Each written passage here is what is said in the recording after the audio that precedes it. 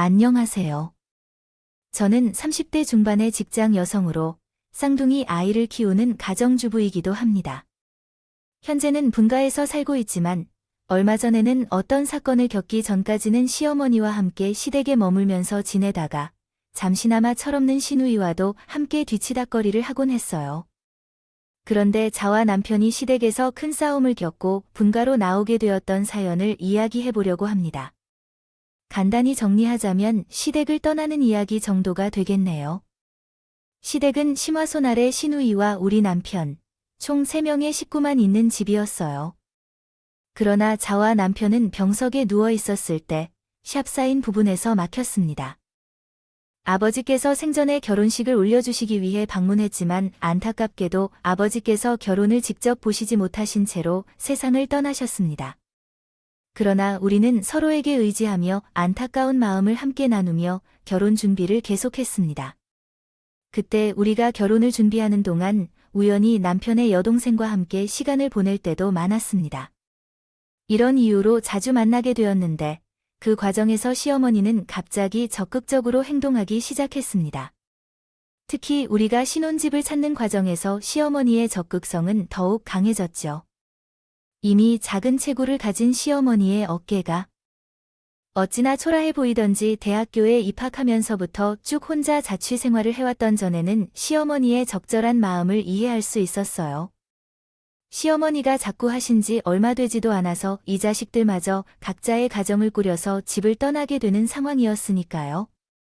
내 시구손도 행복하게 잘 살던 시어만 입장에서는 집에 혼자 남겨질 자신의 모습이 매우 걱정이 없겠지요. 그래서 결심했습니다. 자기야, 우리 신혼집인데 조금 더 알아보자. 기왕이면 당신 직장 가까운 쪽이 편하고 좋잖아. 그럼 결정 난 내 뭐가?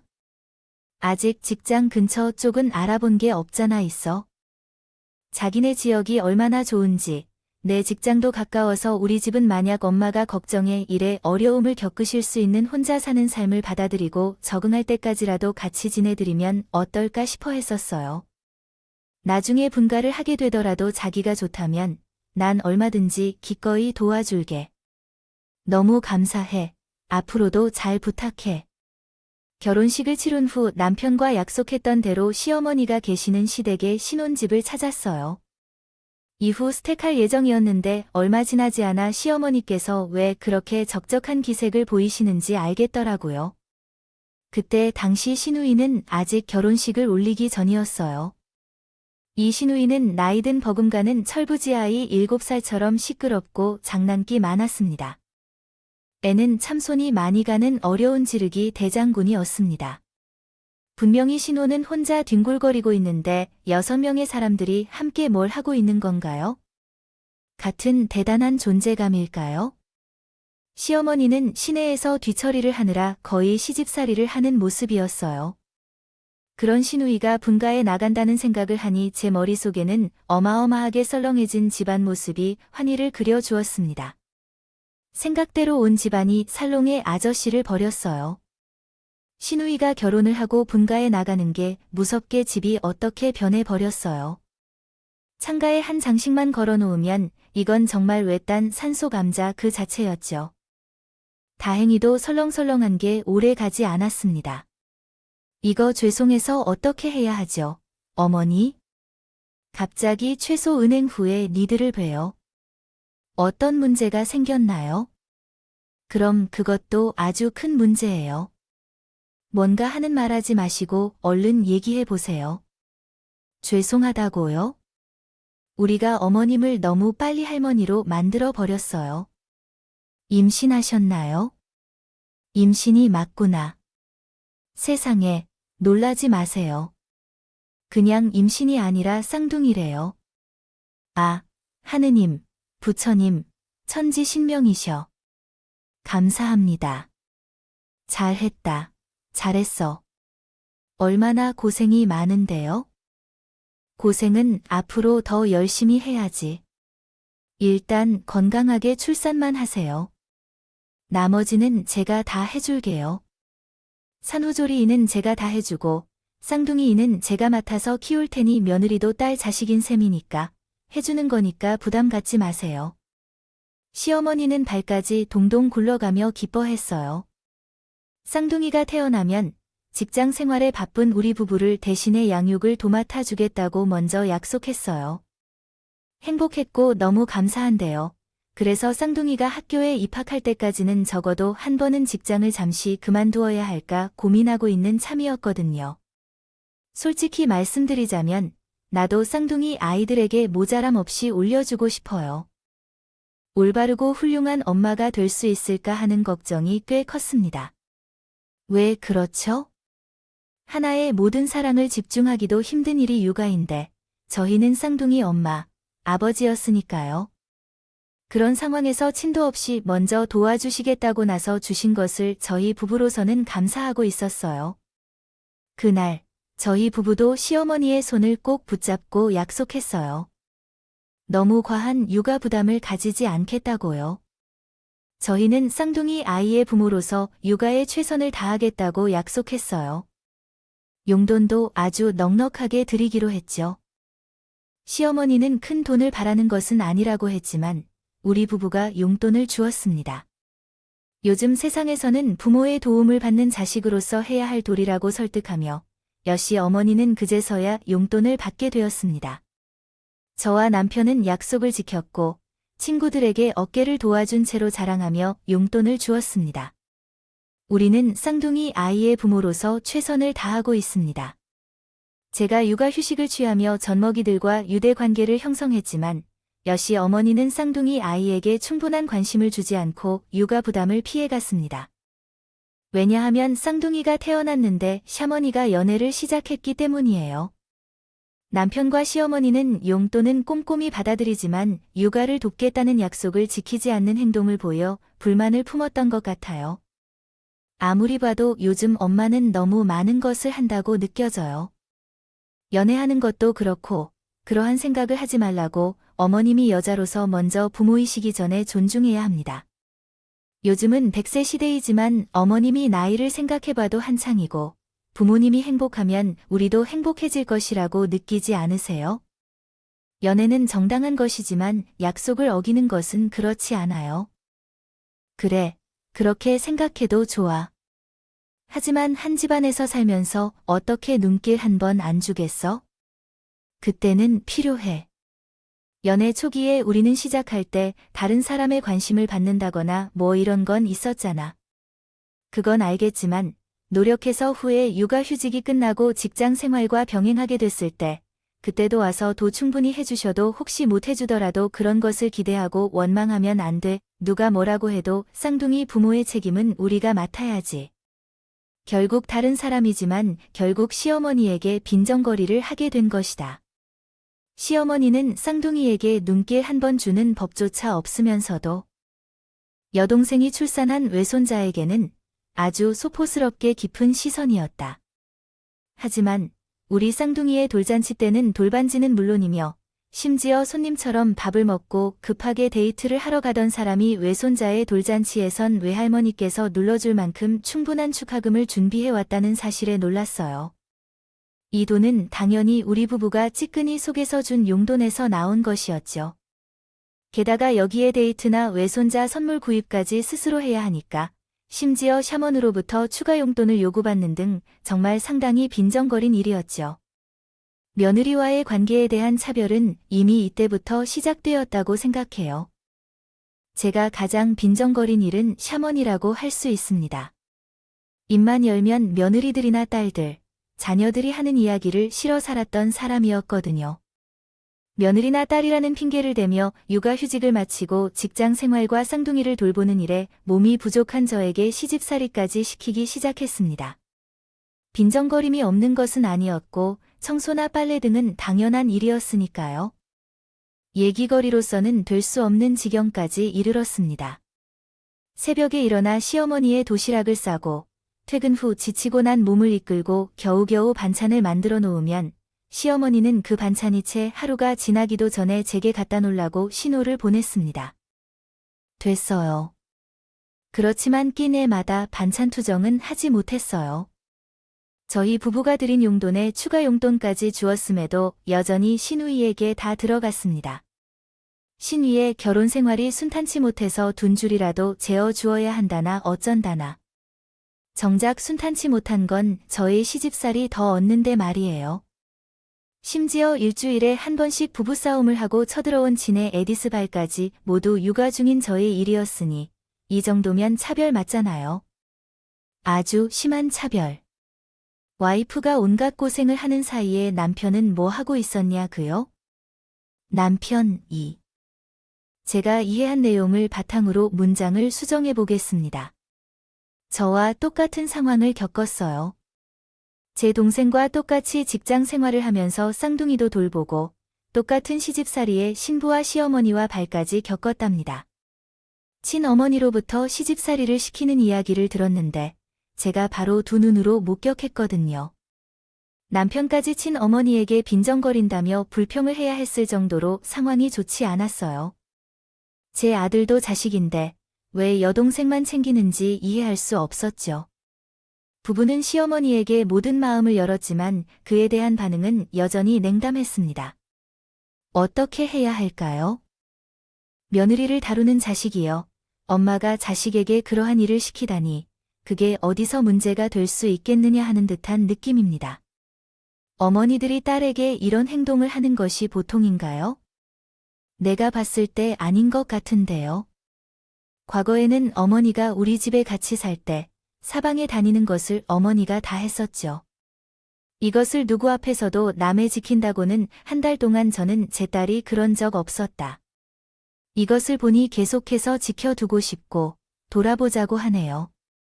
며느리가 따기를 하면서 그 며느리한테는 계속 10살인 말을 시킨다거나 그런 차별적인 행동을 하는 것이 이해가 가지 않습니다. 왜 세상에서 자꾸만 예민해지는 거죠? 이세 아이의 손주를 놓아버렸다고 유세를 떠는 건 무슨 일인가요? 유감스럽지만 이것은 진짜 아닌 것 같아요. 이대로 더 이상 할 수 없어요. 아니에요. 안 돼요. 우리 부부는 시어머니께 주던 용돈을 그만두기로 했어요. 또한 쌍둥이들이 집안에서 뛰어놀아도 민폐가 되지 않는 단독주택을 찾아다니며 분가를 준비하기 시작했어요. 집안은 정말 필요한 만큼으로 꾸몄고요. 출근할 때 입으로 옷을 빨아서 하거나 쌍둥이들을 위해 청소하는 등의 일들이 있어요. 아침밥은 출근길에 밖에서 먹었고 저녁밥은 퇴근길에 밖에서 먹고 들어왔어요. 시어머니가 시집살이 하라고 시키는 일에는 결코 동의하지 않았어요. 물론 시어머니에게 무언가를 부탁하지도 않았어요. 한편으로는 쌍둥이 육아에 최선을 다했고요. 부부가 집에 있는 모든 시간에는 직접 정성을 다하여 보았고 부득이 직장에서 일을 해야 하는 낮 동안에는 쌍둥이를 돌봐주실 여사님을 따로 모셔서 그러던 어느 날 시어머니가 저희 부부를 무척이나 조심스럽게 부르지 않으신 것 같았어요. 시어머니는 한참이나 뜸을 들이다가 한마디를 툭 던졌습니다. 나 임신했다. 완전 축하드리고 건강에 신경 쓰셔야겠네요. 솔직히 살짝 놀랐지만 그래도 저희 부부는 진심으로 시어머니의 임신을 축하했습니다. 아무리 사이가 틀어져 있었다 해도 새 생명의 탄생은 축복받아야 할 일이라고 생각했습니다. 그러나 계속되는 시어머니의 이야기가 우리 부부의 축하를 싹 사라지게 만들었어요. 너희가 키워서 너희 호적에 등재하고 그게 무슨 말씀이세요? 벌써부터 키가 먹었니? 너 호적에 등록시켜서 너의 자식으로 키울 거니까. 진심 아니에요? 농담이죠, 그죠? 내가 이 나이 먹고 애 빚는 것도 남자스러운데 농담 따윈 하게 생겼니? 지금 없는데요. 이 애를 앞으로 평생 내둘 자식이야. 그렇게 생각하고 쌍둥이를 키우는 게 매니들이 알아서 키우는 힘든 일이니 얼마나 감사한 일인지에 대해 생각해봐야 해. 아이를 키우는데 고통을 한 번 더 겪지 않아서 좋고 또 그걸 지금 말씀하시는 거죠? 아니, 정말 어디까지 보여주시려고 그러세요? 그래요. 며느리도 딸 자식이라면서 이 딸 자식 앞에서 얼마나 솔직히 행동하고 보여주려는지 이해가 안 가는 거에 대해 더 따질 것 없다. 어른이 그렇게 결정했으니 젊은 사람들은 단순히 따르기만 하면 돼. 좀 제대로 된 말을 해주세요. 그야말로 미칠 것 같고 팔짱 뜨는 질이었습니다. 쌍둥이에게만 모든 사랑을 쏟아주기 힘든 초짜 부모인데 시어머니의 늦둥이를 맡아서 키워야 했던 일도 있었다. 라니요. 심지어 우리 부부의 이야기까지 올라가면 그게 무슨 말인가요? 반기라도 되나요? 호적에 올려서 키우면 그 늦둥이는 제 자식이 되는 건가요? 아니면 남편의 형제가 되는 건가요? 이런 이야기는 어디서 좋겠는지요? 더 가관인 사람은 남 탓을 해서 양육을 거절당하고 헤어지기까지 했으니 모든 양육비를 저희 부부가 대접해야 했습니다. 그런 이야기를 듣는 내내 저는 제가 무슨 막장 드라마 주인공이라도 된 줄 알았다니까요. 저와 남편은 당연히 크게 반대했지만 시어머니가 옆에서 떠들거나 말하거나 귓등을 돋듣지 않았으며 한 번도 하지 않았습니다. 고민할 주제도 못 되고 논할 가치도 없는 이야기였습니다. 하지만 정신 나간 시어머니는 눈썹 하나 까딱하지 않았습니다. 노산이라는 핑계를 대며 산부인과로 최고 쿡, 산후조리원 1호 최고급으로 우결될 것이라고 생각했습니다. 물론 그 비용은 모두 우리 부부에게 떠넘기려고 했죠. 참으로 이런 정도로 염치가 없어도 되나 싶었습니다. 솔직히 사람 맞나 싶었어요. 새어머니의 이 해괴한 행동은 그뿐이 아니었어요. 우리 부부가 끝끝내 반대하고 나서자 우리 부부에게 보여주겠다는 듯이 가혹한 시집살이에 더욱 박차를 가하려 했습니다. 이것은 거의 농민 직업을 할 것 같은 수준이었어요. 그래서 어떻게 대응했습니까? 우리는 멍청한 척하지 않았어요. 깔끔하게 무시했어요. 더 이상 참을 수가 없었기 때문에 급하게 가서 분거를 썼어요. 하루라도 빨리 시어머니의 재앙적인 행동에서 벗어나고 싶었거든요. 하지만 참다 도저히 참을 수 없겠더라고요. 그래서 저는 솔직히 말했지만 차라리 하나님께 맡겨서 키우라고 했어요. 그게 출가한 남자가 시집을 간다면 그 집의 주인인데 우리 집의 주인이 아니에요. 그렇게 말이에요. 그런 사람이 우리가 준 용돈이나 반찬 등을 다 가져가고 시누이에게 바쳐버리면 그 어떻게 하는 거예요? 어머님도 그 집안 식구인가요? 갖다 바쳐놓는 것만으로도 쉬면 돼 할 얘기는 이렇게 크게 며느리도 딸이라면서요. 딸이 엄마한테 이런 얘기도 못하나요? 자기 자식을 달 부적에 올려서 딸을 자식으로 키우라고 강요하고 협박을 하는 부모가 세상에 어디에 있나요? 심지어 양육비를 한 푼도 보태주지 않는다면서 퇴바라진 것 아무래도 내가 아들을 잘못 키웠군요. 말은 바로 해야 해요. 이건 제가 시집을 잘못 온 것이라는 걸 느낍니다. 신이와 며느리를 차별하면서도 그게 잘못이라는 걸 모르는 몹쓸 시어머니한테 그래서 자식된 도리를 거부하겠다는 건데 지거 자식 도리는 혜택과 뒷바라지를 혼자 다 독차지하는 신호이한테 얘기할 겁니다. 그래서 친정에서 받아올 우리 부부에게 계시다 방구 써야겠지요. 차별을 받을 때로부터 받은 이름만 딸린 제게는 하지 않습니다. 할 수 없어요. 그렇게 다툼의 날들이 흐르게 되었죠. 우리 부부는 항상 시어머니 앞에서 당당히 해왔어요. 그러던 중 새 신혼집에 계약금까지 보내야 했어요. 우리 직장과 두보를 10분 안팎으로 가까운 단독주택을 약속일까지 확보해 두고요. 하지만 기분이 너무 답답했습니다. 자꾸 시어머니에게 쫓겨나는 느낌이 들었거든요. 하지만 어차피 의결할 예정이었고 사고 나니 챙겨거사해서 가져가면 돼요.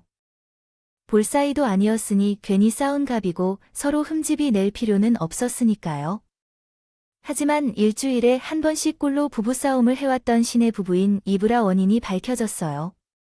신의 남편이 주식에 손을 대다가 아주 큰 빚을 지면서 화근이었다는 것이 더군요. 세이는 시어머니가 차에 펑펑 실어놓으니 움츠렸어요. 시어머니는 우리 부부에게는 말도 안 되는 이야기를 꺼냈습니다. 우리 신부부의 빚을 갚으려는 그런 얘기야. 어쨌든 돈까지 모두 내놓으라고 하니 참을 수 없었습니다. 의잘할 땐 의를 잘하더라도 저희 부부를 더 이상 만만하게 보지 못할 만큼요.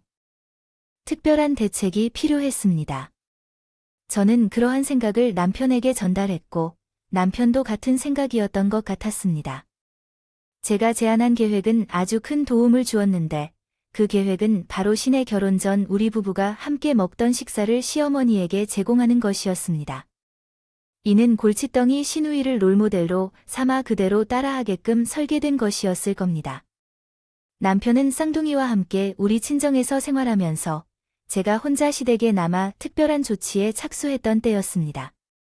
결심을 먹고 집안을 어지럽히며 시작했고 어지럽힌 상황을 며칠 동안 방치한 후 과거에 신뢰하던 대로 시어머니께 창소를 부탁했었죠. 아침과 저녁 식사를 준비해서 서두르고 반찬도 아깝지 않게 챙겼는데 그때 시어머니가 화를 내셨어요. 하다 별짓을 다 한다는 얘기에 왜 그래요, 엄마?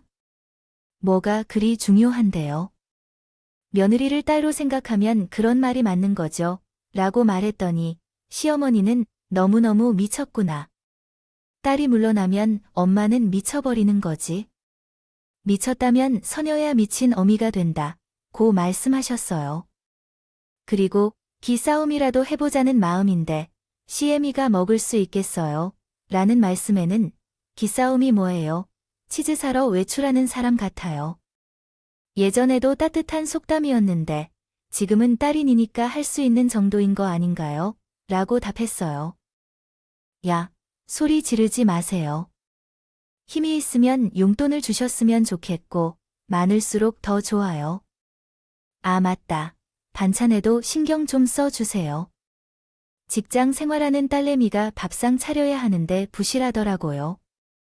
그게 뭐예요? 엄마가 숙이나 되셔서 그런가요? 시어머니의 얼굴이 울그락불그락 터질 정도로 그녀가 더 지쳤어요.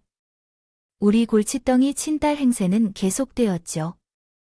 회식을 하고 돌아온 다음 날 아침에는 해장국을 끓여드릴 때까지 시어머니를 들어서 볶았어요. 용돈을 수시로 달라고 하면 들러붙는 건 예산 일이었고 저희 부부의 새 신혼집 임대료를 시어머니가 지불해달라고 요구했어요. 딸이라서 그랬다는데.